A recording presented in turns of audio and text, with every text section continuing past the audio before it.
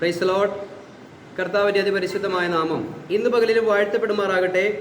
സഭായോഗ മധ്യേ ഇന്ന് നമ്മൾ വായിച്ച തിരുവചന ഭാഗം മലാക്കി പ്രവാചകന്റെ പുസ്തകം 1-ാം അധ്യായമാണ്. Price the Lord. അതിനൊരു തലക്കെട്ട് കൊടുക്കുമ്പോൾ ദൈവവും ജനവും എന്നുള്ള ഒരു തലക്കെട്ടാണ് അതിൻ്റെ മുകളിൽ കാണുന്നത്. അപ്പോൾ തന്നെ ആരാധനയിലെ അപാകതകൾ ദൈവം ചൂണ്ടിക്കാണിക്കുന്നത് നമുക്ക് കാണാൻ സാധിക്കുന്നുണ്ട്. എന്ന് പറഞ്ഞാൽ ദൈവവും തൻ്റെ ജനമായ ഇസ്രായേലും ദൈവത്തിൻ്റെ മുൻപിൽ എങ്ങനെയായിരിക്കുന്നു, ആ ജനത്തിൻ്റെ മനോഭാവം ദൈവത്തോട് എങ്ങനെയായിരിക്കുന്നു എന്നുള്ളത് ദൈവം ചൂണ്ടിക്കാണിക്കുകയാണ്. 2400 വർഷങ്ങൾക്ക് മുൻപ് പ്രവചിച്ച ഈ പ്രവാചകന്റെ പുസ്തകം ആ തലമുറയോട് മാത്രമായിരുന്നു പ്രവചിച്ചതെങ്കിൽ നമ്മുടെ ബൈബിളിൽ ഇത് എഴുതേണ്ട ആവശ്യമില്ലായിരുന്നു. എന്ന് പറഞ്ഞാൽ ദൈവത്തിൻ്റെ വചനം ഇന്ന് ബൈബിളിൽ രേഖപ്പെടുത്തി നമ്മുടെ കരങ്ങളിൽ തന്നപ്പോൾ അതിനകത്തു നിന്നും ദൈവത്തിൻ്റെ ആത്മാവിന് ഇന്ന് ക്രിസ്തുവിൻ്റെ ശരീരമാകുന്ന സഭയോട് സംസാരിക്കാനുണ്ട് എന്നുള്ളതാണ് നമ്മൾ മനസ്സിലാക്കേണ്ടത്. Price the Lord. ഇവിടെ മലാക്കി പ്രവാചകന്റെ പുസ്തകം മലാക്കി പ്രവചിക്കുമ്പോൾ ഒരു കാര്യം നമ്മൾ മനസ്സിലാക്കണം. ജെറമിയ പ്രവാചകന്റെ കാലഘട്ടം തുടങ്ങി ഇങ്ങനെ പരിശോധിക്കുമ്പോൾ ജെറമിയ പറഞ്ഞു, നിങ്ങൾ ദൈവത്തിന്റെ വചനം കേൾക്കാതിരുന്നാൽ, അനുസരിക്കാതിരുന്നാൽ നിങ്ങൾ എന്ത് ചെയ്യും? 70 വർഷം ബാബിലോണിന്റെ അടിമത്തത്തിലേക്ക് നിങ്ങൾ പോകും. എന്നാൽ 70 വർഷം കഴിയുമ്പോൾ നിങ്ങളെ ദൈവം വീണ്ടും കൂട്ടിക്കൊണ്ടുവരും എന്ന് പറഞ്ഞിരുന്നു. അങ്ങനെ ജെറമിയ പ്രവാചകന്റെ പ്രവചനം നിവർത്തിച്ചുകൊണ്ട് 70 വർഷം ഇസ്രായേൽ ബാബേലിന്റെ അടിമത്തത്തിൽ പോയി. 70 വർഷം കഴിഞ്ഞപ്പോൾ ചില രാഷ്ട്രീയ നേതാക്കന്മാരുടെയും ഇസ്രായേലരായ ദൈവമക്കളുടെയും ഹൃദയത്തെ ദൈവം തട്ടി ഉണർത്തി. ഈ ഇസ്രായേൽ ജനം വീണ്ടും യഹൂദയിലേക്ക് മടങ്ങി വന്ന് അവിടെ ഒരു ആലയം പണിയുവാനും മതിൽ കെട്ടുവാനും ഒക്കെ കടന്നു എന്നൊരു ചരിത്രം നമുക്കറിയാം. എസ്രയുടെയും നെഹമിയയുടെയും പുസ്തകത്തിൽ നമുക്കത് വായിച്ചാൽ മനസ്സിലാക്കാൻ സാധിക്കും. അപ്പോൾ തന്നെ ഹഗ്ഗായി പ്രവാചകനും സെക്കറിയ പ്രവാചകനും ആ കാലയളവിൽ ദൈവത്തിന്റെ ആലയം പണിയുവാൻ വേണ്ടി സെറുബാബേലിനെയും ജനത്തെയും ദൈവത്തിന്റെ അരുളപ്പാടുകൾ പറഞ്ഞുകൊടുത്ത് അവരെ പ്രോത്സാഹിപ്പിച്ച് ദൈവത്തിന്റെ ശക്തിയും മഹത്വവും അവർക്ക് പറഞ്ഞുകൊടുത്ത് ദൈവം നിങ്ങൾക്ക് വേണ്ടി ഈ കാര്യം സാധിപ്പിച്ചു തരുമെന്നൊക്കെ പറഞ്ഞ് പ്രവാചകൻ ആ തലമുറയെ എഴുന്നേൽപ്പിച്ചു. അങ്ങനെ അവര് വളരെ ദ്രുതഗതിയിൽ തന്നെ അതിന്റെ മതിലുകളെ പണിതു, ജെറുസലേം ദേവാലയം പുനഃസ്ഥാപിച്ചു, അവിടെ വീണ്ടും യാഗങ്ങൾ അർപ്പിക്കപ്പെട്ടു. അങ്ങനെ വളരെ അനുഗ്രഹിക്കപ്പെട്ടതായ നിലയിൽ ഈ ജനം ദൈവസന്നിധിയിലായിരിക്കുകയാണ്. അങ്ങനെ കുറച്ച് നാളുകൾ കഴിഞ്ഞപ്പോൾ ഈ ജനത്തിന്റെ ഇടയിൽ ദൈവത്തെ ആരാധിക്കാൻ കടന്നു വരുമ്പോൾ ഒരു ഉദാസീന മനോഭാവം ദൈവം കാണുവാനിടയായിത്തീർന്നു. Price the Lord. ഇന്നത്തെ കാലയളവിൽ ഈ ചിന്തയ്ക്ക് പ്രാധാന്യമുണ്ടോ? നമ്മുടെ കാലത്ത് രക്ഷിക്കപ്പെട്ടപ്പോഴുണ്ടായ ആ ഒരു തീഷ്ണത, അല്ലെങ്കിൽ റൈറ്റ് ഡിവിഷൻ എന്ന് കേട്ടപ്പോൾ ഉണ്ടായ ഒരു തിരക്കും ഒരു ബഹളവും ഒക്കെ നമുക്കറിയാം അല്ലേ? കോട്ടയത്തേക്ക് പോകുന്നു, സുൽത്താൻ ബത്തേരിയിലേക്ക് പോകുന്നു, എറണാകുളത്തേക്ക് പോകുന്നു, സുവിശേഷം പറയാൻ ഇങ്ങനെ വെമ്പൽ കൊണ്ട് നമ്മൾ ഓടുന്നൊരു കാലഘട്ടം ഉണ്ടായിരുന്നു. പക്ഷേ മലാക്കി പ്രവാചകനിലൂടെ ദൈവത്തിന്റെ ഹൃദയം, ഈ ജനത്തിന്റെ മനോഭാവവും പ്രവാചകൻ വ്യക്തമാക്കി മനസ്സിലാക്കി തരികയാണ്. നമുക്ക് അത് ചില വാക്കുകളിൽ മാത്രം ഒന്ന് പറഞ്ഞു പോകുമ്പോൾ അത് കൃത്യമായി നമ്മുടെ ഹൃദയത്തിൽ വീഴുവാനിടയായിത്തീരും. ദൈവം പറയുകയാണ്, ഞാൻ ആ വാക്കുകളെ പറഞ്ഞതിന് ശേഷം നമുക്കതിലേക്ക് വാക്യത്തിലേക്ക് കടക്കാം. ഞാൻ നിങ്ങളെ സ്നേഹിക്കുന്നു എന്ന് ദൈവം പറയുകയാണ്. അപ്പോൾ അവർ ചോദിക്കുകയാണ്, ഏതൊന്നിനാലാണ് അങ്ങ് ഞങ്ങളെ സ്നേഹിക്കുന്നത്?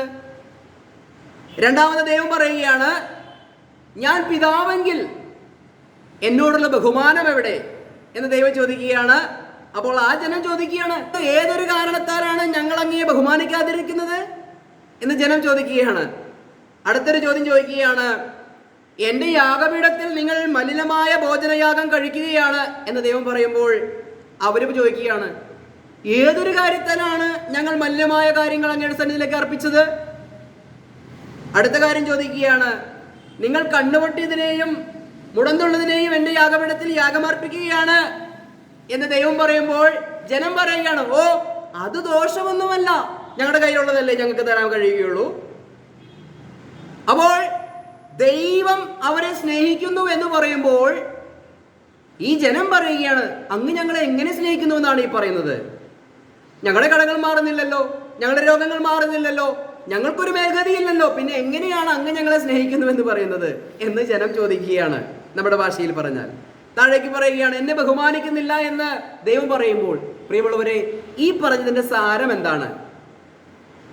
ദൈവം ആഗ്രഹിക്കുന്നത് ഈ ജനത്തോട് വെളിപ്പെടുത്തുകയാണ്.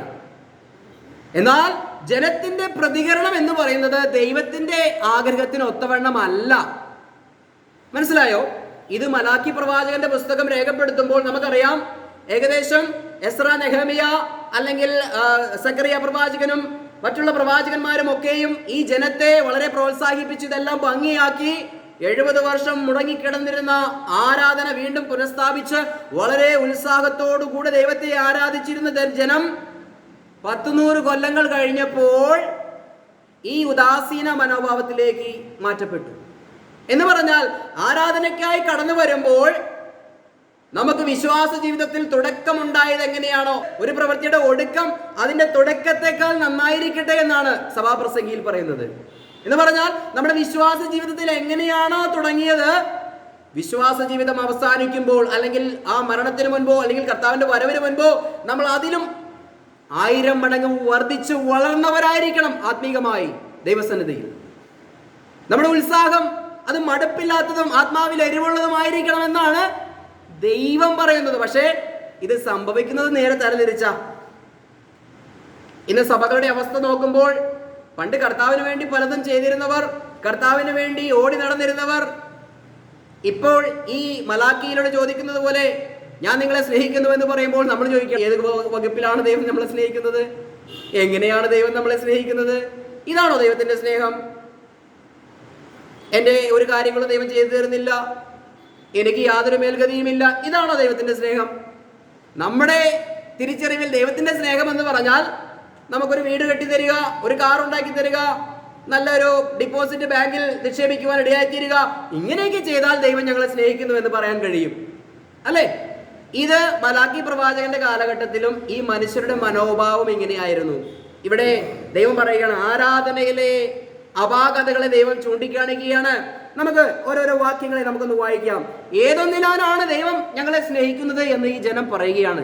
ഇന്ന് പ്രിയമുള്ളവരെ, ഇന്ന് ദൈവസഭയോടുള്ള ബന്ധത്തിൽ ചില കാര്യങ്ങളെ ഓർമ്മിച്ചിട്ട് വീണ്ടും മലാക്കി പ്രവാചകന്റെ പുസ്തകത്തിലേക്ക് കടന്നു പോകാം. കാരണം ഞാനിത് പറയുന്നതിന്റെ ഉദ്ദേശം എന്ന് പറയുന്നത്, എഫെസ്യ ലേഖനം 5:17 ഒരു വാക്യം പറയുന്നുണ്ട്, ഭോഷന്മാരാകാതെ ദൈവത്തിന്റെ ഇഷ്ടം എന്തെന്ന് തിരിച്ചറിയണം. എന്ന് പറഞ്ഞാൽ ദൈവസന്നിധിയിൽ ദൈവം പറയുന്നത് എന്തെന്ന് തിരിച്ചറിയാൻ കഴിഞ്ഞില്ല എങ്കിൽ, അതിന് ഒത്തവണ്ണം ജീവിക്കാൻ കഴിഞ്ഞില്ല എങ്കിൽ, ദൈവം പറയുകയാണ് അത് ഭോഷത്വമാണ്, അത് മണ്ടത്തരമാണ്. നമ്മൾ ദൈവസന്നിധിയിൽ വന്ന് മണ്ടത്തരം ചെയ്തിട്ട് പോയിട്ട് നമുക്ക് വല്ല അനുഗ്രഹമുണ്ടോ? നമ്മളിവിടെ കടന്നു വന്നിരിക്കുന്നത് എന്തിനാ? ദൈവത്തെ ആരാധിക്കുവാനും ദൈവത്തിൽ നിന്ന് നമുക്ക് അരുളപ്പാട് ലഭിക്കുവാനും ദൈവിക അനുഗ്രഹങ്ങൾ ലഭിച്ചവരായി നമുക്ക് ഭവനത്തിലേക്ക് മടങ്ങിപ്പോകണം, അല്ലേ? ഇതിനു വേണ്ടിയിട്ടല്ല വന്നിരിക്കുന്നത്. അപ്പോൾ വന്നിരിക്കുമ്പോൾ ദൈവത്തിന് അതിലൊരു പ്രസാദം വേണം എന്നുള്ളതാണ് ഇതിന്റെ രത്ന ചുരുക്കം. എന്ന് പറഞ്ഞാൽ ഒരു യാഗം കഴിക്കുമ്പോൾ, ഒരു ആരാധന കഴിക്കുമ്പോൾ ദൈവം പറയുകയാണ്, കണ്ണുപൊട്ടിയതിനെ നിങ്ങൾ എനിക്ക് യാഗം കഴിക്കുന്നു, മുടന്നുള്ളതിനെ നിങ്ങൾ എനിക്ക് യാഗം കഴിക്കുന്നു എന്ന് പറഞ്ഞാൽ മനോഭാവത്തെയാണ് ദൈവം ഇവിടെ പറയുന്നത്. ഇവിടെ വന്നിരുന്ന ദൈവത്തെ ആരാധിക്കുമ്പോൾ നമ്മുടെ മനോഭാവത്തെ ഞാൻ അറിയുന്നതിലുപരിയായി ദൈവം അറിയുക. എന്തിനു വേണ്ടിയിട്ടാണ് ദൈവസ്ഥലത്തിൽ കടന്നു വന്നിരിക്കുന്നത്? ഞായറാഴ്ചയല്ലേ, 4 ആഴ്ചയിലെ വന്നിട്ട് ഒന്ന് മുഖം കാണിച്ചു പോവാം, ഇതാണോ മനോഭാവം?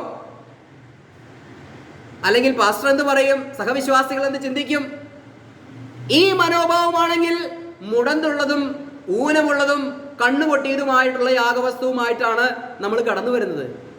അതല്ല മറിച്ച് ഓരോ ദിവസങ്ങൾ തള്ളി നീക്കുമ്പോൾ ഞായറാഴ്ച ഒരു കൂട്ടായ്മയുണ്ടല്ലോ, ഞായറാഴ്ച ഒരു ആരാധനയുണ്ടല്ലോ, അതിലേക്ക് പോകണമെന്നുള്ള മനോഭാവമാണോ നമുക്കുള്ളതെങ്കിൽ അത് ഊനമില്ലാത്ത ഒരു ആട്ടിൻകുട്ടിയെയും കൊണ്ടാണ് നമ്മൾ വരുന്നത്. ഒരു യാഗം കഴിക്കുവാൻ വേണ്ട ദൈവത്തിന്റെ പ്രസാദം ലഭിക്കുവാൻ തക്കവണ്ണമുള്ള ഒരു ഹൃദയ മനോഭാവത്തോടു കൂടിയാണ് നമ്മൾ കടന്നു വരുന്നത്. ഞാനിത് പറയുന്നത് എന്തിനാണെന്നറിയാമോ?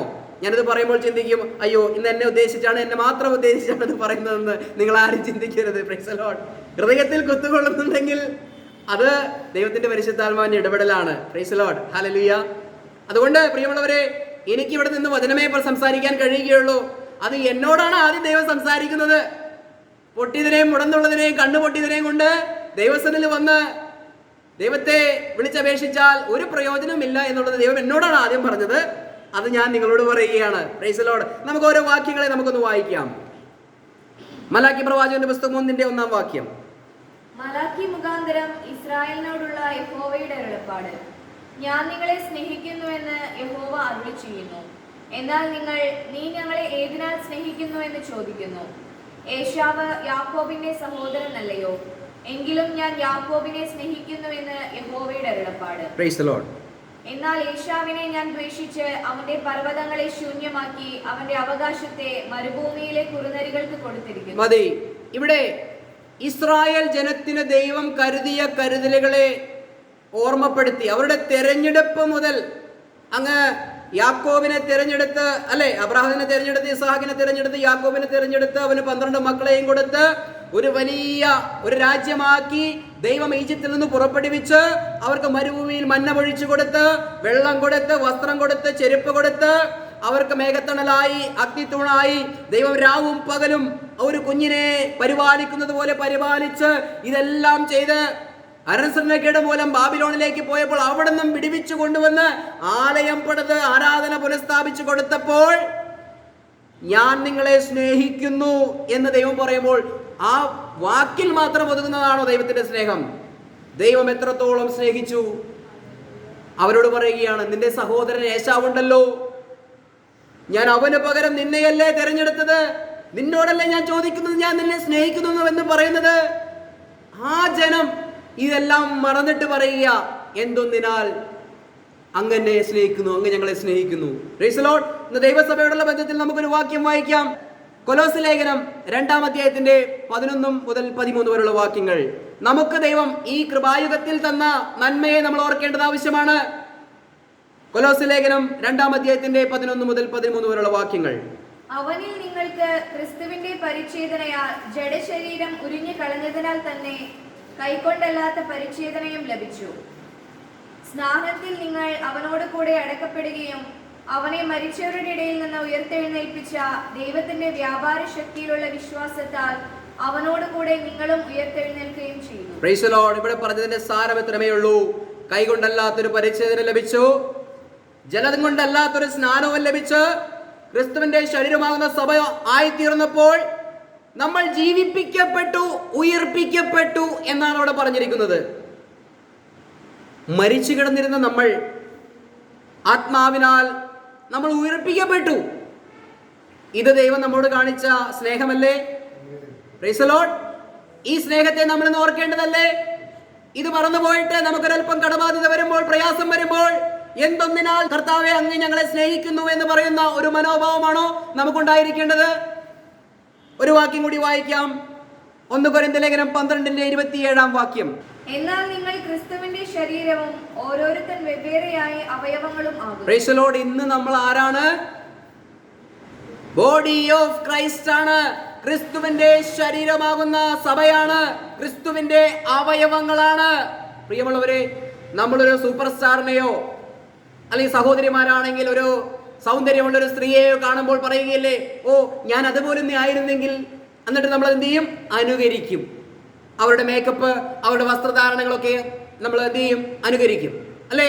സിനിമാ താരങ്ങളെ കാണുമ്പോൾ ഓ എനിക്കും അതേപോലെ സൗന്ദര്യം ഉണ്ടായിരുന്നെങ്കിൽ എന്നിങ്ങനെ ആഗ്രഹിച്ച് ലോകം മുഴുവനും അവരെ പിൻപറ്റുകയാണ്.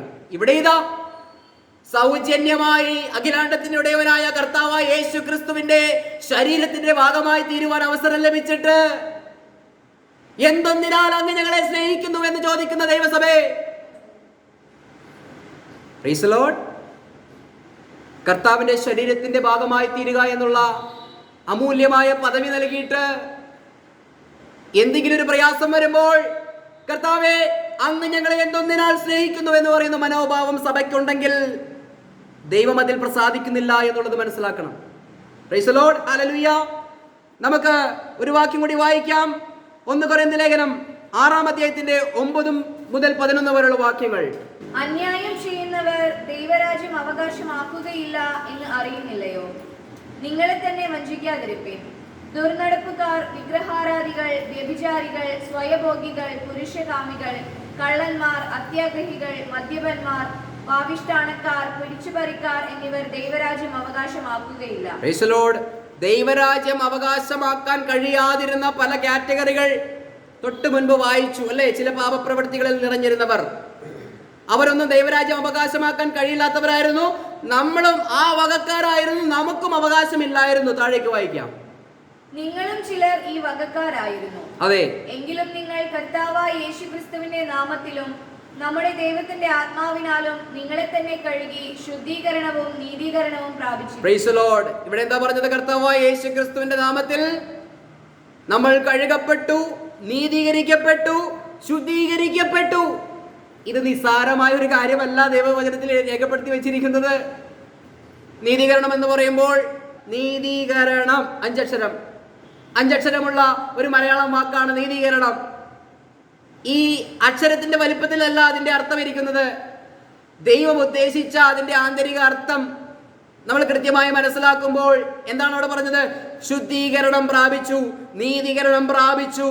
ഇപ്പോൾ നമ്മൾ എവിടെ എത്തിയിരിക്കുകയാണ്? ക്രിസ്തുവിന്റെ ശരീരമാകുന്ന സഭയിൽ എത്തിയിരിക്കുകയാണ്. ഇനി നമ്മൾ അടുത്തത് എങ്ങോട്ടാ പോകുന്നത്? കർത്താവിന്റെ കാഹളം എന്ന് വെച്ചാൽ നമ്മൾ സ്വർഗത്തിലേക്ക് പോവുകയാണ്.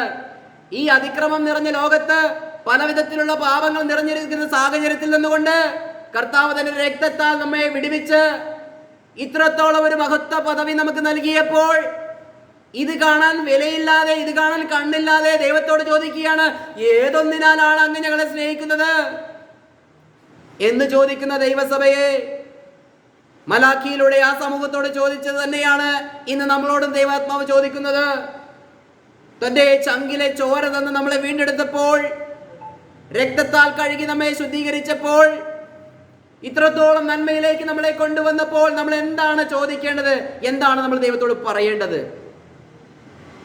എഫെസ്യ ലേഖനം 5:17 പറയുകയാണ്, ബോഷന്മാരാകാതെ ദൈവത്തിന്റെ ഇഷ്ടം എന്തെന്ന് തിരിച്ചറിയണം. ദൈവം നമുക്ക് ചെയ്തതെന്തെന്ന് തിരിച്ചറിയണം. Price the Lord. ഇങ്ങനെയുള്ള അനുഗ്രഹങ്ങളൊക്കെയും ദൈവം നമുക്ക് നൽകിയിരിക്കുക. എഫെസ്യ ലേഖനം 1:3 പറയുകയാണ്, സ്വർഗത്തിലെ സകല ആത്മീക അനുഗ്രഹങ്ങളാലും ദൈവം നമ്മെ അനുഗ്രഹിച്ചിരിക്കുകയാണ്. തള്ളപ്പെട്ട് കിടന്നിരുന്ന, മരിച്ചു കിടന്നിരുന്ന, പല വിധത്തിലുള്ള നിയമത്തിന്റെ കുരുക്കിൽ പെട്ടുകിടന്നിരുന്ന നമ്മെ ദൈവം സ്വാതന്ത്ര്യം തന്നിരിക്കുകയാണ്. ഞാൻ വചനം വായിക്കുന്നില്ല എന്ന് പറഞ്ഞു പോവുകയാണ്. കർത്താവ് നമുക്ക് പാപത്തിൽ നിന്നും മരണത്തിൽ നിന്നും ന്യായപ്രമാണത്തിൽ നിന്നും സ്വാതന്ത്ര്യം തന്നിട്ട്, ക്രിസ്തുവേശുവിനുള്ളവർക്ക് ഇനി ശിക്ഷാവിധി ഇല്ല എന്ന് പറഞ്ഞിട്ട്, ഇത്രത്തോളം നന്മകളെ നമുക്ക് നൽകിയിട്ട്, പ്രൈസ് ദി ലോർഡ്, നമുക്ക് 1, 2, 3, 4 ദിവസങ്ങൾ ജയിലിൽ പോയി കിടക്കാൻ കഴിയുമോ? അവിടെ കിടക്കുന്നവർ അത് വിവരിക്കുമ്പോൾ നമുക്ക് അതിന്റെ വിഷമം മനസ്സിലാക്കാൻ സാധിക്കും. ഒരു ജയിലിൽ കിടക്കുന്നവന് മാനസികാവസ്ഥ എന്തെന്ന് നിങ്ങൾക്കറിയാമോ? അത് അനുഭവിച്ചിട്ടുള്ളവർക്ക് അറിയാൻ സാധിക്കും. എന്നാൽ നിത്യമായ ആ നരകത്തിൽ വീഴേണ്ടിയിരുന്ന നിത്യമായ ദണ്ഡനവും പല്ലുകടിയും അനുഭവിക്കേണ്ടിയിരുന്ന ആ സ്ഥാനത്ത് നിന്നാണ് കർത്താവ് നമ്മെ രക്തം കൊടുത്ത് വിലയ്ക്ക് വാങ്ങിയത്. ഹല്ലേലൂയ. ദൈവം പറയുന്നു, ഞാൻ നിങ്ങളെ സ്നേഹിക്കുന്നു. ദൈവസഭ എന്താണ് പറയേണ്ടത്? ഏതൊന്നിനാൽ അങ്ങ് ഞങ്ങളെ സ്നേഹിക്കുന്നു എന്നാണോ ചോദിക്കേണ്ടത്? അതോ ചങ്കിലെ ചോര തന്ന് സ്നേഹിച്ച കർത്താവേ, അടിയനിതാ, അടിയനെ അയക്കണമേ എന്നല്ലയോ നമ്മൾ പറയേണ്ടത്? Price the Lord. ദൈവത്തിന്റെ മനോഭാവവും ജനത്തിന്റെ മനോഭാവവും, ദൈവം സ്നേഹം കാണിക്കുമ്പോൾ അവർ പറയുകയാണ്, ഈ സ്നേഹം ഞങ്ങൾക്ക് പോരാ. ഇവർക്ക് തിരിച്ചറിയാൻ കഴിയുന്നില്ല, ദൈവം എന്താണ് ചെയ്തതെന്ന് തിരിച്ചറിയാൻ കഴിയുന്നില്ല. ദൈവസഭയുടെയും കണ്ണുകളിൽ തിമിരം വന്നിരിക്കുകയാണ്. ദൈവം ഒരുക്കിയിരിക്കുന്ന ഈ മഹത്വമുള്ള സുവിശേഷത്തിലൂടെ ലഭിക്കുന്ന പ്രത്യാശയെ കാണുവാൻ, കർത്താവിനെ കാണുവാൻ, ഏറ്റവും ഉപരിയായി ദൈവത്തെ സ്നേഹിക്കുവാൻ കഴിയാതെ വരുമ്പോൾ, നമ്മുടെ കൊച്ചു കൊച്ചു പ്രശ്നങ്ങളുടെ നടുവിൽ ദൈവത്തെ പഴി പറയുകയാണ്. ദൈവമേ, ഏതൊന്നിനാൽ അങ്ങ് ഞങ്ങളെ സ്നേഹിക്കുന്നു? നമ്മളെ ദൈവം ഏതൊന്നിനാലാണ് നമ്മളെ സ്നേഹിച്ചത്? നമ്മളതൊന്ന് ധ്യാനിക്കണം, നമ്മളതൊന്ന് മനസ്സിലാക്കണം, നമ്മളതിൻ്റെ മധുരമൊന്ന് നുണയണം. എങ്കിൽ മാത്രമാണ് ദൈവം ആഗ്രഹിക്കുന്ന, ഞാൻ നിങ്ങളെ സ്നേഹിക്കുന്നു എന്ന് പറയുമ്പോൾ, ഉപകർത്താവേ, അങ്ങ് ഞങ്ങളെ സ്നേഹിക്കുന്നു, ഞങ്ങളും അങ്ങയെ സ്നേഹിക്കുന്നു. ഇത് വെറും വാക്കുകളിൽ മാത്രം പറഞ്ഞാൽ മതിയോ? താഴേക്ക് നമുക്ക് മലാഖിയിലേക്ക് കടന്നു വരാം. 1-ാം അധ്യായത്തിന്റെ 6-ാം വാക്യം. മകൻ അപ്പനെയും ദാസൻ യജമാനനെയും ബഹുമാനിക്കേണ്ടതല്ലോ. ഞാൻ അപ്പനെങ്കിൽ എന്നോടുള്ള ബഹുമാനം എവിടെ? ഞാൻ യജമാനനെങ്കിൽ എന്നോടുള്ള ഭക്തി എവിടെ എന്ന് സൈന്യങ്ങളുടെ യഹോവ അവന്റെ നാമത്തെ തുച്ഛീകരിക്കുന്ന പുരോഹിതന്മാരെ നിങ്ങളോട് ചോദിക്കുന്നു. Price the Lord. അതിന്റെ POC ബൈബിളിൽ ഇങ്ങനെ ഒരു വാക്കുണ്ട്, മേശ നിന്ദ്യമെന്ന് നിങ്ങൾ പറയുന്നതിനാൽ തന്നെ എന്ന് പറയുമ്പോൾ ഇങ്ങനെയാണ് പറയുന്നത്, ബലിപീഠത്തെ നിസാരമെന്ന് കരുതുന്നു എന്ന് പറഞ്ഞാൽ അവർ ദൈവത്തെ ആരാധിക്കുവാൻ ആലയത്തിൽ പോകുന്നുണ്ട്.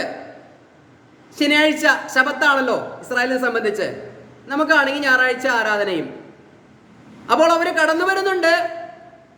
ഇവിടെ എന്താ പറയുന്നത്? ശനിയാഴ്ച ശബത്താണല്ലോ. പല പ്രവാചകന്മാരിലൂടെ ദൈവം പറയുന്നുണ്ട്, ഈ ശബത്തിന്റെ ആ കൃത്യസമയം കഴിയാൻ നോക്കിയിരിക്കുക. എന്ത് വിൽക്കുവാനാ? പതിര് വിൽക്കുവാൻ, അന്യായം കാണിക്കുവാൻ. ഈ പതിര് വിൽക്കുക എന്ന് പറഞ്ഞ് മനസ്സിലായോ? ധാന്യമല്ല വിൽക്കുന്നത്, ധാന്യത്തിന് പകരം അതിൽ മായം ചേർത്ത്, അല്ലേ? പതിര്. പാലാണെങ്കിൽ അതിൽ വെള്ളമൊഴിച്ച്, അല്ലെങ്കിൽ ധാന്യങ്ങളാണെങ്കിൽ അതിൽ കുറെ മണ്ണ് വാരിയിട്ടും മായം വാരിയിട്ടും ഒന്ന് എന്നുള്ളത് 1 കിലോ 100 ഗ്രാം ആക്കുന്ന പരിപാടി. ദൈവം പറയുകയാണ്, ഈ ശബത്തൊന്ന് കഴിഞ്ഞിട്ട് വേണം നിങ്ങൾക്ക് അതൊക്കെ ചെയ്യാൻ എന്നുള്ള മനോഭാവമാണ് ഈ ജനത്തിനുള്ളത് എന്നാ പറയുന്നത്. ദൈവം പറയുകയാണ്, എന്നെ ബഹുമാനിക്കുന്നില്ല നിങ്ങൾ. ഒരു ഞായറാഴ്ച ആരാധനയ്ക്കായി കടന്നു വരുന്നത് എന്നെ ബഹുമാനിക്കാനല്ല, ഇവിടെ കൂടിയിരിക്കുന്ന ജനത്തെ ബഹുമാനിക്കാനല്ല. ഇത് ദൈവത്തോടുള്ള ബഹുമാനമുണ്ടെങ്കിലാണ് അത് കടന്നു വരാൻ കഴിയുകയുള്ളൂ. Price the Lord. ദൈവം പറയുകയാണ്, POC ബൈബിളിൽ വായിക്കുകയാണ്, ബലിപീഠത്തെ നിസാരമെന്ന് നിങ്ങൾ കരുതുന്നു എന്ന് പറഞ്ഞാൽ എന്താ അർത്ഥം? ഓ, ഞായറാഴ്ച ഇപ്പൊ കൂടി വന്നില്ലെങ്കിൽ എന്ത്, വന്നാൽ എന്ത്, യൂട്യൂബിൽ മെസ്സേജ് വരുമല്ലോ, എനിക്ക് ബാത്റൂമിൽ ഇരിക്കുമ്പോൾ പോലും അത് കേൾക്കാമല്ലോ, നിസാരം. ഓ, ഇതൊക്കെ വളരെ സിമ്പിൾ ഉള്ള കാര്യമല്ലേ? ബൈബിൾ ക്ലാസ്, ഓ അതെപ്പോഴും കേൾക്കാമല്ലോ, കേട്ടിരിക്കില്ല എന്താ, എല്ലാ ആഴ്ചയിലും ഇതൊക്കെ തന്നെയല്ലേ പറയുന്നത്? നിസാരം. ദൈവവചനത്തെ, ദൈവിക കൂട്ടായ്മയെ നിസ്സാരമായി കരുതി കഴിഞ്ഞാൽ, പ്രിയമുള്ളവരെ, എനിക്കോ പ്രസാദമില്ലെങ്കിൽ പിന്നെ ദൈവത്തിന് പ്രസാദം ഉണ്ടാകുമോ? Price the Lord. ആരാധനയ്ക്ക് എല്ലാ ദിവസവും എല്ലാവരും വരണമെന്ന് എനിക്ക് ആഗ്രഹം. വരാതെ വരുമ്പോൾ എൻ്റെ ഹൃദയത്തിൽ വേദനയുണ്ട്, പ്രയാസമുണ്ട്, വിഷമമുണ്ട്. അത് ഞാനൊരു മനുഷ്യനാണ്, പോട്ടെ എന്ന് കരുതാം. എനിക്ക് പോലും സഹിക്കാൻ കഴിയുന്നില്ല എങ്കിൽ തന്നെ ബഹുമാനിക്കേണ്ട ജനം, തന്നെ ആരാധിക്കേണ്ട ജനം അതിനെ നിസ്സാരമാക്കി കരുതിയാൽ, അല്ലേ, നമുക്ക് നിസ്സാരവൽക്കരിക്കാം. ഒരു ഞായറാഴ്ച 2 മണിക്കൂർ വന്നിരുന്ന് എന്ത് കിട്ടാനാ? 24 മണിക്കൂർ ഞങ്ങൾ കർത്താവിനുള്ളവരല്ലേ? ചിലർ ചോദിക്കുമ്പോൾ പറയുന്നതാ, ഒരു 2 മണിക്കൂർ നേരത്തെ നിങ്ങൾ കൂടിയിരിക്കുന്ന ആരാധനയാണോ ആരാധന? 24/7 24 മണിക്കൂറും ഞങ്ങൾ ദൈവത്തോടു കൂടെയാണ്. പിന്നെ ഞായറാഴ്ച ഒരു 2-2.5 മണിക്കൂർ വന്നിരുന്നാൽ മാത്രമേ ആരാധന ആവുകയുള്ളൂ. ദൈവം ചോദിക്കുകയാണ്, നിങ്ങൾ എൻ്റെ യാഗപീഠത്തെ നിസ്സാരമാക്കി കരുതുകയാണോ എന്ന് പറഞ്ഞാൽ എന്നെ നിങ്ങൾ ബഹുമാനിക്കുന്നില്ല എന്നുള്ളതാണ് അർത്ഥം. Price the Lord. താഴേക്ക് വായിക്കാം, 1-ാം അധ്യായത്തിന്റെ 8-ാം വാക്യം. നിങ്ങൾ കണ്ണുപൊട്ടിയതിനെ യാഗം കഴിപ്പാൻ കൊണ്ടുവന്നാൽ അത് ദോഷമല്ല. നിങ്ങൾ മുടന്തും ദീനവും ഉള്ളതിനെ അർപ്പിച്ചാൽ അതും ദോഷമല്ല. അതിനെ നിന്റെ ദേശാധിപതിക്ക് കാഴ്ചവെക്കുക, അവൻ പ്രസാദിക്കുമോ? നിന്നോട് കൃപ തോന്നുമോ എന്ന് സൈന്യങ്ങളുടെ യഹോവ അരുളിച്ചെയ്യുന്നു. അതാണ് വിഷയം. നമ്മളോട് കൃപ തോന്നണമെങ്കിൽ ദൈവത്തിന് എന്തെങ്കിലും മനസ്സിനൊരു സന്തോഷം തോന്നണ്ടേ? ഒന്നും നമ്മളിൽ നിന്ന് കിട്ടാതെ വന്നപ്പോഴാണ് കർത്താവ് എന്ത് ചെയ്തത്? നിങ്ങൾ ഒന്നും ചെയ്യാൻ വേണ്ട, ഒന്നും തരാൻ വേണ്ട, എല്ലാം ഞാൻ തന്നെ ക്രൂശിൽ നിവർത്തിച്ചു കൊള്ളാം. ഇതിലൊന്ന് വിശ്വസിക്കാനെങ്കിലും നിങ്ങൾക്ക് കഴിയുമോ? നിങ്ങൾ ഒന്നും ചെയ്യണ്ട, എല്ലാം ദൈവം ചെയ്തോടത്തോളം മതി. അതിനുപോലും വില കൊടുക്കുവാൻ കഴിയില്ലാതെ, അതേ കർത്താവേ സൗജന്യമല്ലേ തന്നേക്ക് എന്ന് പറയാൻ പോലും ഈ സുവിശേഷം പറയുമ്പോൾ മനുഷ്യർക്ക് കഴിയുന്നില്ല. Price the Lord. ഇവിടെ പറയുകയാണ്, എങ്ങനെ നിങ്ങളോട് ഇനി എനിക്ക് കൃപ തോന്നും? ദൈവത്തിൻ്റെ കരുണയ്ക്ക് വേണ്ടിയും ദൈവത്തിൻ്റെ അനുഗ്രഹത്തിന് വേണ്ടി യാചിക്കാൻ വന്നിരിക്കുമ്പോൾ ദൈവം ചോദിക്കുകയാണ്, ഞാൻ നിന്നെ എങ്ങനെ അനുഗ്രഹിക്കും? തോന്നുന്നില്ല, ദൈവത്തിന് തോന്നുന്നില്ല. ദൈവം ചോദിക്കുകയാണ്, കണ്ണുപൊട്ടിയതിനെയും മുടന്തിനെയും ഒക്കെ നിന്റെ ദേശാധിപതിക്ക് നീ ഒന്ന് കൊണ്ടു കൊടുക്കുക. നമ്മുടെ മേലധികാരികൾക്കൊക്കെ നിങ്ങൾ കണ്ണുപൊട്ടിയതിനെയും, അല്ലെ, മുടന്തുള്ളതിനെയും ഒക്കെ കൊണ്ടു കൊടുത്തിട്ട് ഇതിനെ നിങ്ങൾ എടുത്തോ, സന്തോഷത്തോട് തരുന്നതെന്ന് പറഞ്ഞാൽ അവരെന്ത് ചെയ്യും? അതിനെടുത്ത് വല്ല സ്ഥലത്ത് എറിഞ്ഞുകൊണ്ട് നമ്മളോട് കോപത്തോടു കൂടെ പെരുമാറുമല്ലേ? ഈ കൊള്ളില്ലാത്ത സാധനത്തെയാണോ എനിക്ക് കാഴ്ചയായിട്ട് കൊണ്ടുവന്നത് അല്ലെങ്കിൽ സമ്മാനം തന്നത് എന്ന് ചോദിക്കുമല്ലേ? അപ്പോൾ ഒരു മനുഷ്യന് കൊടുക്കുന്നത് പോലും നല്ലതായിരിക്കണമെങ്കിൽ ദൈവത്തിന് കൊടുക്കുന്നത് എത്രത്തോളം?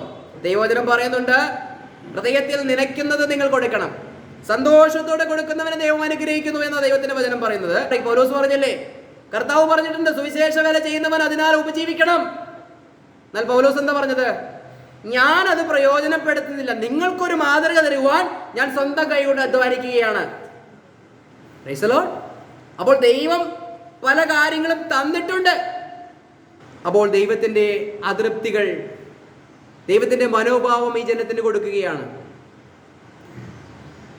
ഇന്ന് ദൈവസഭകളുടെ പോലെ തന്നെയായിരുന്നു അന്ന് ദൈവത്തിന്റെ ജനം എന്ന് പറയുന്ന ഇസ്രായേലും. ഞാനിത് പറയുമ്പോൾ അല്പമായ ബുദ്ധിമുട്ട് നമുക്കുണ്ടാവുമെങ്കിലും ഇതിനൊരു മാറ്റം വരട്ടെ എന്ന് കരുതിയിട്ടാണ് ഇത് പ്രസംഗിക്കുന്നത്. ഇത് ഞാനായിട്ട് പ്രസംഗിച്ചതുമല്ല. ഞാൻ ഉൽപ്പത്തി മുതൽ വെളിപ്പാട് വരെ ഇങ്ങനെ ആവർത്തിച്ച് വായിക്കുന്നൊരു ശീലം എനിക്കുണ്ട്. അങ്ങനെ വായിച്ച് നമ്മുടെ സഭായോഗങ്ങൾക്ക് പറ്റിയ സന്ദേശങ്ങൾ അതാത് കാലഘട്ടങ്ങളിൽ ദൈവം തന്നുകൊണ്ടിരിക്കുകയായിരുന്നു. ഇന്ന് മലാക്കിയാണ് വായിച്ചത്. 1-ാം അധ്യായത്തിൽ നിന്നും നല്ല ദൈവം വളരെ വ്യക്തമായി എന്നോട് സംസാരിക്കാനിടയായിത്തീർന്നു. അപ്പോഴാണ് ദൈവം ഇസ്രായേലിന് കൊടുത്ത നന്മയെ ഓർത്ത് ദൈവത്തെ ബഹുമാനിക്കാതിരിക്കുമ്പോൾ, സ്നേഹിക്കാതിരിക്കുമ്പോൾ, ദൈവത്തിന് മുടന്നുള്ളതിനെയും ഊനമുള്ളതിനെയും കൊടുത്ത് എല്ലാ കാര്യങ്ങളും അവർ ചെയ്യുമ്പോൾ, ദൈവത്തിന് അതിൽ പ്രസാദമില്ലാതിരിക്കുമ്പോൾ, ഇന്ന് ക്രിസ്തുവിന്റെ ശരീരമാകുന്ന സഭയോടുള്ള ബന്ധത്തിൽ ചിന്തിപ്പിക്കാനിടയായിത്തീർന്നു. ഒരു യോഗ്യതയും ഇല്ലാത്ത എന്നെ വിളിച്ച് വേർതിരിച്ച് ക്രിസ്തുവിന്റെ ശരീരത്തിന്റെ ഭാഗമാക്കി തീർത്ത് കാഹളം ധ്വനിക്കുമ്പോൾ നമ്മളെ എവിടെ നിന്ന് എടുത്തുകൊണ്ട് പോവുകയാണ് സ്വർഗം വരെ, അതും ഫ്രീ ആയിട്ട്. ഇവിടെ നിന്ന് അമേരിക്ക വരെ പോകണമെങ്കിൽ ലക്ഷക്കണക്കിന് രൂപ ചെലവഴിക്കണം. UK-യിൽ പോകണമെങ്കിൽ ലക്ഷക്കണക്കിന് രൂപ ചെലവഴിക്കണം. ഇവിടെ 1 രൂപ പോലും ചെലവില്ലാതെ കാഹളം എന്ന് ധ്വനിക്കുമ്പോൾ നമ്മെ ഇവിടുന്ന് രൂപാന്തരപ്പെടുത്തി എടുത്തുകൊണ്ട് പോകുന്ന കർത്താവിന്റെ സ്നേഹത്തിന് മുൻപിൽ ഞാൻ എന്താണ് പകരം കൊടുക്കുന്നത്? കർത്താവിന് വേണ്ടി ഒരു കൂട്ടായ്മ ആചരിക്കുവാൻ ഒരു 2.5 മണിക്കൂർ സമയം വേർതിരിക്കുവാൻ എനിക്ക് നിങ്ങൾക്കും കഴിഞ്ഞില്ല എങ്കിൽ ദൈവം പ്രസാദിക്കാൻ വേണ്ടിയിട്ടാണ് ഞാൻ ഈ പറയുന്നത്. Price the Lord, hallelujah. നമുക്ക് 13ഉം 14ഉം വാക്യങ്ങൾ വളരെ വേഗത്തിലൊന്ന് വായിക്കാം. എന്തൊരു പ്രയാസം എന്ന് പറഞ്ഞ് നിങ്ങൾ അതിനോട് ചീറുന്നു. എന്നാൽ കടിച്ചു കീറി പോയതിനെയും മുടന്തും ദീനവും ഉള്ളതിനെയും നിങ്ങൾ കൊണ്ടുവന്ന് അതിനെ കാഴ്ചവെക്കുന്നു എന്ന് സൈന്യങ്ങളുടെ യഹോവ അരുളി ചെയ്യുന്നു. അതിനെ ഞാൻ നിങ്ങളുടെ കയ്യിൽ നിന്ന് അംഗീകരിക്കുമോ എന്ന് യഹോവ അരുളി ചെയ്യുന്നു. അതിനെ ഞാൻ നിങ്ങളുടെ കയ്യിൽ നിന്നും അംഗീകരിക്കുമോ എന്ന് ദൈവം പറയുന്നു. തന്നെയുമല്ല, സൈന്യങ്ങളുടെ കർത്താവ് അരുളി ചെയ്യുന്നു, ഞങ്ങൾ മടുത്തു എന്ന് പറഞ്ഞ് നിങ്ങൾ എനിക്കെതിരെ ചീറുന്നു. അത് POC ബൈബിളിലേ ഉള്ളൂ. നമ്മുടെ ജീവിതത്തിൽ അനുഭവങ്ങൾ വരുമ്പോൾ മടുത്തു എന്ന് പറഞ്ഞ് ദൈവത്തോട് ചീറുന്നു. ഇതെന്തൊരു അനുഭവമാണ്? എന്താണ് പറഞ്ഞത്? രോഗം ബാധിച്ചതിനെയും മുടന്തുള്ളതിനെയും നിങ്ങൾ കാഴ്ചയായി അർപ്പിക്കുന്നു, നിങ്ങളുടെ കയ്യിൽ നിന്ന് ഞാനത് സ്വീകരിക്കണമോ? ദൈവം ചോദിക്കുകയാണ്, നിങ്ങൾ എന്തെങ്കിലും കൊണ്ട് ദൈവത്തിന് തന്നു കഴിഞ്ഞാൽ, ഏതെങ്കിലും മനോഭാവത്തോടു കൂടി വന്നു കഴിഞ്ഞാൽ, ഞാനത് സ്വീകരിക്കാനിരിക്കുന്ന ദൈവമാണോ? ഞാനത് സ്വീകരിക്കണമോ? ദൈവം നീതിമാനാണ്, സത്യസന്ധനാണ്, സ്നേഹവാനായ ദൈവമാണ്, എല്ലാത്തിലും നീതി ഇഷ്ടപ്പെടുന്ന ദൈവമാണ്, എല്ലാത്തിലും പെർഫെക്ഷൻ ഇഷ്ടപ്പെടുന്ന ദൈവമാണ്. പെർഫെക്ഷൻ അല്ലാത്ത ചില കാര്യങ്ങളെ കാണുമ്പോൾ ദൈവത്തിന് അത് വളരെ സഹിക്കാൻ പറ്റാത്തൊരു കാര്യമാണ്. കാരണം ദൈവം പെർഫെക്റ്റ് ആണ്. ഞാൻ വിശുദ്ധനായിരിക്കുന്നത് പോലെ നിങ്ങളും വിശുദ്ധരായിരിക്കണം, ഞാനായിരിക്കുന്നത് പോലെ നിങ്ങളായിരിക്കാനാണ് ദൈവം പറയുന്നത്. അല്ലാതെ ഞാൻ തോന്നിയ പോലെ നടക്കും, ഞാൻ ദൈവമാണ് എന്നല്ല പറയുന്നത്. എന്നിട്ട് നിങ്ങൾ നന്നാവണമെന്നല്ല പറയുന്നത്. ഞണ്ട് തൻ്റെ മക്കളെ പഠിപ്പിക്കുന്നത് പോലെയല്ല. ഞാൻ കഥ കേട്ടിട്ടുണ്ട്. ഞണ്ടിങ്ങനെ പുറകോട്ടേ നടക്കൂ, എന്നിട്ട് മക്കളോട് പറയും, നേരെ നടക്ക് മക്കളെ, നേരെ നടക്ക് മക്കളെ എന്ന് പറയും. Price the Lord. നമ്മളെല്ലാവരും ഇങ്ങനെ തന്നെയാ. നമ്മുടെ മക്കളൊക്കെ കൃത്യമായ വചനം വായിക്കണം, പ്രാർത്ഥിക്കണം, പഠിക്കണം, കൃത്യമായിരിക്കണം. പക്ഷെ ഞാൻ തോന്നിയ പോലെ നടക്കുകയുള്ളൂ. എനിക്ക് ഇത്രയും പ്രായമൊക്കെ ആയില്ലേ, 50 വയസ്സ് കഴിഞ്ഞു. ഇനി നിങ്ങളാണ് നന്നാവേണ്ടത്. അതങ്ങനെ ഇട്ടാക്കി മടക്കി അത് പോക്കറ്റിൽ വെച്ചാൽ മതി. ദൈവസന്നിധിയിൽ മനുഷ്യന്റെ മുന്നിലൊക്കെ എടുക്കാം. വീട്ടിൽ ചിലപ്പോൾ അല്ലേ കയ്യൊക്കെയുള്ളവൻ കാര്യക്കാരൻ, അല്ലേ ബലഹീനരായ സ്ത്രീകളെ തല്ലുന്ന ഭർത്താക്കന്മാരുണ്ട്. അതുപോലെ തന്നെ ഭർത്താക്കന്മാരെ തല്ലുന്ന സ്ത്രീകളുമുണ്ട്. അത് കയ്യൊക്കെയുള്ളവൻ കാര്യക്കാരൻ. ഈ വക കാര്യങ്ങൾ ചിലപ്പോൾ വീട്ടിൽ നടന്നേക്കാം, അല്ലെങ്കിൽ ഒരു പക്ഷേ സമൂഹത്തിൽ നടന്നേക്കാം, സ്വാധീനത്താൽ നടന്നേക്കാം. പക്ഷെ ദൈവസന്നിധിയിൽ വരുമ്പോൾ ദൈവം ചോദിക്കുകയാണ്, ഇതെല്ലാം സ്വീകരിക്കാനിരിക്കുന്നവനല്ല ഞാൻ, ഇതിന്റെ എല്ലാ അടിയിൽ ഒപ്പിടാനിരിക്കുന്നവനല്ല ദൈവം. ദൈവം പെർഫെക്റ്റ് ആണ്, നിങ്ങളും പെർഫെക്റ്റ് ആകണം. ഇത് ദൈവം വളരെ സങ്കടത്തോടു കൂടി, ദൈവം തൻ്റെ ജനത്തിൻ്റെ മുൻപിൽ വെക്കുകയാണ് പ്രവാചകനിലൂടെ. Price the Lord. അതിന്റെ 14-ാം വാക്യം, എന്നാൽ തന്റെ ആട്ടിൻകൂട്ടത്തിൽ ഒരു ആൺ ഉണ്ടായിരിക്കെ കർത്താവിന് നേർന്നിട്ട് ഊനമുള്ള ഒരു തള്ളയെ യാഗം കഴിക്കുന്ന വഞ്ചകൻ ശപിക്കപ്പെട്ടവൻ. Praise the lord. ഞാൻ മഹാരാജാവല്ലോ, എന്റെ നാമം ജാതികളുടെ ഇടയിൽ ഭയങ്കരമായിരിക്കുന്നുവെന്ന് സൈന്യങ്ങളുടെ യഹോവ അരുളി ചെയ്യുന്നു. Price the Lord. കർത്താവോട് പറയാണ് താൻ മഹാരാജാവാണ്. നമ്മളൊരു പഞ്ചായത്ത് പ്രസിഡന്റിനെ കണ്ടു കഴിഞ്ഞാൽ അപ്പം തന്നെ മുണ്ടാണ് കൊടുത്തിരിക്കുന്നതെങ്കിൽ മുണ്ടിന്റെ മാടിക്കുത്തൊക്കെ അഴിച്ചിട്ട് എന്തു ബഹുമാനമാണ് അവരോട്, അല്ലേ? കാരണം എന്താ, അടുത്ത ആഴ്ച ഒരു കോഴിക്കോടിന് ലോൺ പാസ്സാക്കി തരാമെന്ന് പറഞ്ഞിട്ടുണ്ട്. അതുകൊണ്ട് അവരോട് ഭയങ്കര ബഹുമാനമാണ്. ഇത് അഖിലാണ്ടത്തിനുടയനായ ദൈവം, ആ ദൈവത്തിന്റെ സന്നിധിയിലേക്ക് വരുമ്പോൾ ഒരു ബഹുമാനവും ഇല്ലാതെ ഇവിടെ പറയുകയാണ്, നല്ല ഒന്നാം തരം മുട്ടിനാടിനെ നേർന്നിട്ട് ചാവാറായി കിടക്കുന്ന തള്ളയാടിനെ പിടിച്ച് കൊണ്ടുവരികയാണ് സമയമാകുമ്പോൾ. ദൈവസന്നിധിയിൽ വലിയ വലിയ തീരുമാനങ്ങൾ എടുത്തിട്ട് അവസാനം ഒടുവിൽ അതിൽ നിന്നും എസ്കേപ്പ് ആയി പോകുന്ന വിശ്വാസ ജീവിതമാണ് നമുക്കുള്ളതെങ്കിൽ, പ്രൈസ് ദി ലോർഡ്. എന്നിട്ട് പറയുകയാണ്, ഇങ്ങനെ കർത്താവിന് ബലിയർപ്പിക്കുന്ന വഞ്ചകന് ശാപം. ഇങ്ങനെ ബലിയർപ്പിക്കുന്ന വഞ്ചകന് ശാപം. അനുഗ്രഹം ലഭിക്കുവാൻ വേണ്ടി യാഗമർപ്പിക്കുവാനും ആരാധനയ്ക്കുമായി കടന്നു വന്ന ജനത്തിനോട് ദൈവം പറയുകയാണ്, നിങ്ങൾ ശാപവുമായി മടങ്ങിപ്പോക്കോ. കാരണം എന്താ, ദൈവം പെർഫെക്റ്റ് ആയിട്ട് കാര്യങ്ങൾ ചെയ്തു കൊടുത്തു, ജനം പെർഫെക്റ്റ് അല്ലാത്ത കാര്യങ്ങൾ ചെയ്തു. ഇതിൽ പ്രസാദിക്കുന്ന ഒരു ദൈവമല്ല ഞാനെന്ന് പറഞ്ഞിട്ട് ഇങ്ങനെ ചെയ്യുന്ന വഞ്ചകന് ശാപം എന്നാ പറയുന്നത്, വഞ്ചന. അപ്പോൾ നമ്മളൊരു അർത്ഥത്തിൽ ദൈവത്തെ ദൈവം ആഗ്രഹിക്കുന്ന നിലവാരത്തിൽ ആരാധിച്ചില്ല എങ്കിൽ, കടന്നു വന്നില്ല എങ്കിൽ അതൊരു തരം ദൈവസന്നിധിയിൽ കാണിക്കുന്ന വഞ്ചനയാണ് എന്നാണ് പറയുന്നത്. എന്നിട്ട് പറയാണ്, ഈ വഞ്ചന കാണിക്കുന്നവർക്ക് ശാപമാണ് ഫലം എന്ന് പറയുകയാണ്. നമ്മൾ നേരത്തെ പഠിച്ചു, നമ്മൾ ജീവിപ്പിക്കപ്പെട്ടു, ഉയർപ്പിക്കപ്പെട്ടു, നമ്മൾ ക്രിസ്തുവിന്റെ ശരീരമായി തീർന്നു, പുതിയ സൃഷ്ടിയായി തീർന്നു. പാപത്തിൽ നിന്നും മരണത്തിൽ നിന്നും ന്യായപ്രമാണത്തിൽ നിന്നും നമ്മൾ സ്വാതന്ത്ര്യം ലഭിച്ചവരായി, ശിക്ഷാവിധി ഒഴിഞ്ഞവരായി, കാഹളം ധരിച്ചാൽ നമ്മൾ രൂപാന്തരപ്പെട്ട് സ്വർഗത്തിലേക്ക് എടുക്കുന്നവരായി. ഇത്രത്തോളം ദൈവം അനുഗ്രഹിച്ചപ്പോൾ നമ്മൾ ദൈവത്തോട് എന്താണ് ചെയ്യേണ്ടത്? ദൈവത്തെ സ്നേഹിക്കുക അത്രേ വേണ്ടത്. Price the Lord. ഈ സ്നേഹത്തിന്റെ പ്രകടനമാണ് ദൈവത്തോട് കാണിക്കുന്ന ഓരോ മനോഭാവവും. Price the Lord. ഇത്രയും അനുഗ്രഹ കാരണങ്ങൾ പറഞ്ഞ പൗലോസും ഇപ്പോൾ മലാക്കിയിൽ പറഞ്ഞ ഇതേ വാക്യം തന്നെ, അതേ അർത്ഥത്തിൽ തന്നെ ഒരു കാര്യം പറയുന്നുണ്ട്. നമുക്കതൊന്ന് വായിക്കാം. 1 കൊരിന്ത്യർ ലേഖനം 16-ാം അധ്യായത്തിന്റെ 21-22 വാക്യങ്ങൾ ഞാനൊന്ന് വായിക്കാം. പൗലോസിന്റെ കൈയാൽ വന്ദനം. പൗലോസ് കൈ കൊണ്ട് എഴുതുകയാണ്, കർത്താവിനെ സ്നേഹിക്കാത്തവനേവനും ശപിക്കപ്പെട്ടവൻ. ഇത്രത്തോളം സ്വർഗീയ അനുഗ്രഹങ്ങളാൽ, ആത്മീക അനുഗ്രഹങ്ങളാൽ നമ്മെ അനുഗ്രഹിച്ചിരിക്കുന്ന ദൈവത്തിന്റെ അനാദികാല നിർണയത്താൽ നമ്മെ വിളിച്ച് വേർതിരിച്ച് സ്വർഗത്തിലേക്ക് കൊണ്ടുപോകുവാൻ ദൈവം ആഗ്രഹിക്കുമ്പോൾ ഇവിടെ പൗലോസ് പറയുകയാണ്, ഇതെല്ലാം രേഖപ്പെടുത്തി വെച്ചിട്ട് പറയുകയാണ്, കർത്താവിനെ സ്നേഹിക്കാത്തവൻ ശപിക്കപ്പെട്ടവൻ. ഈ ശാപവാക്ക് എന്തിനാണ് പൗലോസ് പറയുന്നത്? ആ ശാപവാക്ക് ആർക്കാണ് പറഞ്ഞിരിക്കുന്നത്? കർത്താവിനെ സ്നേഹിക്കാത്തവൻ ശപിക്കപ്പെട്ടവൻ. Praise the lord. ഇത് ഞാനല്ല പറയുന്നത്. സാക്ഷാൽ ഈ വെളിപ്പാടുകൾ മുഴുവൻ കൊടുത്ത് തൻ്റെ കയ്യാൽ വന്ദനമെന്ന് പറഞ്ഞ് പൗലോസ് തന്നെ ഇത് എഴുതി വെച്ചിരിക്കുകയാണ്. ഞാനല്ല, ഞാനത് എടുത്തു പറഞ്ഞുവെന്ന് മാത്രമേ ഉള്ളൂ. ഗലാത്യ ലേഖനം 4-16 വാക്യം കൂടി നമുക്കൊന്ന് വായിക്കാം. സത്യം ഞാൻ നിങ്ങളോട് പറഞ്ഞതുകൊണ്ട് ഞാൻ നിങ്ങളുടെ ശത്രുവായോ? വായിക്കാം. അങ്ങനെയിരിക്കെ നിങ്ങളോട് സത്യം പറകൊണ്ട് ഞാൻ നിങ്ങൾക്ക് ശത്രുവായി പോയോ? Price the Lord. പൗലോസ് പറയുകയാണ്, കടുകട്ടിയുള്ള സത്യങ്ങളെ വിളിച്ചു പറയുമ്പോൾ ജനത്തിനൊരു വല്ലായ്മ തോന്നും, പ്രയാസം തോന്നും, ഒരു ശത്രുത തോന്നും, ഓ ഇനി വരണ്ട എന്ന് പോലും തോന്നും. പക്ഷേ പൗലോസ് ചോദിക്കുകയാണ്, ഞാൻ നിങ്ങളോട് സത്യം പറഞ്ഞതുകൊണ്ട് ഇപ്പോൾ ഞാൻ നിങ്ങളുടെ ശത്രുവായോ? നിങ്ങൾ എൻ്റെ ശത്രുവാകാനും അല്ലെങ്കിൽ നിങ്ങൾ ശാപഗ്രസ്തരുമാകാൻ വേണ്ടിയിട്ടാണോ പൗലോസ് 10-30 കൊല്ലത്തോളം ഓടി നടന്ന് സുവിശേഷം പറഞ്ഞത്?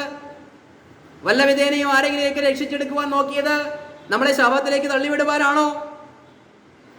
ദൈവം നമുക്ക് ഒരുക്കിയിരിക്കുന്ന ആ മഹാസത്യത്തിലേക്ക്, ആ സ്വർഗത്തിലേക്ക് നമ്മെ കൊണ്ടുപോകുവാൻ, സകലാത്മിക അനുഗ്രഹങ്ങളാലും നമ്മളെ നിറയ്ക്കുവാൻ, ഈ ലോകത്തിൽ അനുഗ്രഹപ്രദമായി ജീവിക്കുവാൻ, കഷ്ടതയുടെ നടുവിലും ദൈവത്തെ വിളിച്ച് ജീവിക്കുവാൻ ദൈവം നൽകിയിരിക്കുന്ന ഈ നന്മ, ദൈവത്തിന്റെ സ്നേഹം തിരിച്ചറിഞ്ഞ് ദൈവത്തെ സ്നേഹിക്കുവാൻ വേണ്ടി വിളിച്ച ജനം, സൽപ്രവൃത്തികൾക്കായിട്ട് മുന്നൊരുക്കിയിരിക്കുന്ന ഈ ജനം നമ്മളെ വിളിച്ചപ്പോൾ ദൈവത്തിന് ഒരു പ്രത്യേക ഉദ്ദേശമുണ്ട്. ദൈവത്തിന് വേണ്ടി വൻ കാര്യങ്ങളെ, ചില സൽപ്രവർത്തികളെ ചെയ്യുവാൻ വേണ്ടിയിട്ട് കൂടിയാണ് ദൈവം നമ്മെ വിളിച്ചിരിക്കുന്നത്. നമ്മുടെ ഇഷ്ടത്തിന് പോകാൻ വേണ്ടിയിട്ടല്ല. നമ്മുടെ ഇഷ്ടത്തിന് പോകാൻ വേണ്ടിയിട്ടായിരുന്നുവെങ്കിൽ അതാത് സാഹചര്യത്തിൽ അതാത് അനുഭവത്തിൽ ജീവിച്ചാൽ മതിയായിരുന്നു. ആർക്കും ഒരു പരാതിയില്ല. നിങ്ങളെ ആരും പോലീസ് പിടിച്ച് ജയിലിലിടുകയില്ല. പക്ഷേ ദൈവത്തെ പ്രസാദിപ്പിക്കാം, ദൈവമേ ഞാൻ അങ്ങേ അനുസരിക്കാം എന്ന് പറഞ്ഞ് വന്നിട്ട് ഊനമുള്ളതിനെയും കണ്ണുപൊട്ടിയതിനെയുമാണ് നിങ്ങൾ ദൈവത്തിന് കൊടുക്കുന്നതെങ്കിൽ, ദൈവസന്നിധിയിൽ ദൈവത്തെ ബഹുമാനിക്കാത്ത പ്രവൃത്തികളാണ് നിങ്ങൾ ചെയ്യുന്നതെങ്കിൽ അതിന് ദൈവത്തിന് പ്രസാദമില്ല. അങ്ങനെ ചെയ്യുന്ന ആ പ്രവർത്തകർക്ക് അല്ലെങ്കിൽ വഞ്ചകർക്ക് ശാപമെന്ന് പറയുമ്പോൾ, കർത്താവിനെ സ്നേഹിക്കാത്തവൻ ഏവനും ശപിക്കപ്പെട്ടവനെന്ന് പറയുമ്പോൾ, ഇന്ന് പകലിൽ ഒരു ശാപത്തിന്റെ സുവിശേഷ പ്രസംഗമല്ല ഞാൻ ഈ പ്രസംഗിക്കുന്നത്. ഒരിക്കലും നമ്മൾ ആ ശാപത്തിലേക്ക് പോകാതിരിക്കുവാൻ, ഇങ്ങനെ ഒരു പണ്ഡിതൻ ഇങ്ങനെ പറയുകയുണ്ടായി, സ്വർഗത്തെക്കുറിച്ച് ഒരു വാക്യം പറഞ്ഞിട്ടുണ്ടെങ്കിൽ നരകത്തെക്കുറിച്ച് 9 വാക്യം കർത്താവ് പറഞ്ഞിരിക്കുകയാണ് എന്നാണ് പറയുന്നത്. എന്താണ് അതിന് കാരണം? ഈ മുന്നറിയിപ്പുകളാണ് കർത്താവ് കൂടുതലും അതിലേക്ക് നഷ്ടപ്പെട്ടു പോകാതിരിക്കുവാൻ വേണ്ടി. സ്വർഗം അവിടെ ഓൾറെഡി ഉണ്ട്, അതിലേക്കുള്ള ഉപദേശം കർത്താവ് കൊടുക്കുന്നുണ്ട്. പക്ഷേ ഇത് വിട്ടാൽ നിങ്ങൾ പോകുന്ന ആ സ്ഥലത്തെക്കുറിച്ച് ഭയാനകത വിളിച്ചോതുകയാണ്. നമ്മളൊരു റോട്ടിലൂടെ വാഹനം ഓടിക്കുമ്പോൾ ഇവിടെ ഇത്ര വേഗതയിലേ ഓടിക്കാൻ പാടുള്ളൂ, ഇവിടെ ഹമ്പുണ്ട്, ഇവിടെ കുഴിയുണ്ട്, ഇവിടെ ചരിവുണ്ട്, അപകട സൂചനകളാണ് മുഴുവനും എഴുതി വെച്ചിരിക്കുന്നത്. അല്ലാതെ ഇത് വളരെ മനോഹരമായ നല്ല റോഡാണ് എന്ന് എവിടെയെങ്കിലും എഴുതി വെച്ചിട്ടുണ്ടോ? റോഡുണ്ട്, പക്ഷേ അപകട സാധ്യതകളെ കുറിച്ചാണ് കൂടുതലും വിവരിച്ച് എഴുതി വെച്ചിരിക്കുന്നത്. സുവിശേഷ പ്രസംഗത്തിലും അപകട സാധ്യതകൾ ഒത്തിരിയാണ്. സത്യം വളരെ ചുരുക്കി കൃത്യമായി അതിനകത്ത് രേഖപ്പെടുത്തി വെച്ചിട്ടുണ്ട്. പക്ഷേ കൂടുതലും അതിൽ നിന്നും തെറ്റിപ്പോയി നാശം ഭവിക്കാതിരിക്കുവാനുള്ള ഉപദേശങ്ങളാണ് കൊടുക്കുന്നത്. നീ എന്റെ ശാസന വെറുത്തു, നീ എന്റെ ഉപദേശത്തെ തള്ളിക്കളഞ്ഞു, നീ അയ്യം വിളിക്കുന്നൊരു ദിവസമുണ്ട്, അന്ന് ഞാനും കേൾക്കുകയില്ല എന്ന് ദൈവം പറയുകയാണ്. ഈ മുന്നറിയിപ്പുകളൊക്കെ നമുക്ക് എന്തിനാണ് ലഭിക്കുന്നത്? നമ്മൾ കർത്താവിന്റെ ശരീരമാകുന്ന സഭയാണ്, ദൈവമക്കളാണ്. നമ്മൾ പരസ്പരം ചെയ്യേണ്ട ജോലികളുണ്ട്. നമ്മളൊരു ശരീരത്തിന്റെ ഭാഗമായിരിക്കുമ്പോൾ ഈ കൈ അനങ്ങാതിരിക്കുകയാണെങ്കിൽ ഈ കൈ കൊണ്ട് എന്ത് പ്രയോജനം? മറ്റുള്ള അവയവത്തിനു കൂടി ശല്യമാണ് ഈ കൈ. അതുകൊണ്ട് തളർന്നു കിടക്കുന്ന കൈകാലുകളുള്ളവർ ആരും തന്നെ ഇവിടെ ഇല്ല. നമുക്ക് ഏതൊരർത്ഥത്തിലും കർത്താവിന്റെ ശരീരമാകുന്ന സഭയ്ക്ക്, ക്രിസ്തുവിന്റെ ശരീരത്തിന് ഒരു ഊനവുമില്ല. നമ്മളായിട്ട് ഇനി ഊനം വരുത്തരുത് എന്നുള്ളതാണ് ഇന്ന് പകൽക്കാലം പരിശുദ്ധാത്മാവിൽ ഇന്ന് ഓർപ്പിക്കുന്നത്. ഹല്ലേലൂയ. ഈ വചനത്താല്, ഈ സന്ദേശത്താല് ദൈവസന്നിധിയിൽ ആയിരിക്കേണ്ട നിലവാരത്തിലായിത്തീരുവാൻ സ്വർഗത്തിലെ ദൈവം നമ്മെ സഹായിക്കട്ടെ. നമ്മൾ അനുഗ്രഹം പ്രാപിക്കുവാൻ വേണ്ടി വിളിക്കപ്പെട്ടവരാണ്, അനുഗ്രഹിക്കാൻ വേണ്ടി വിളിക്കപ്പെട്ടവരാണ്. ഈ വചനത്താൽ ദൈവം നമ്മെ അനുഗ്രഹിക്കട്ടെ. Price the Lord.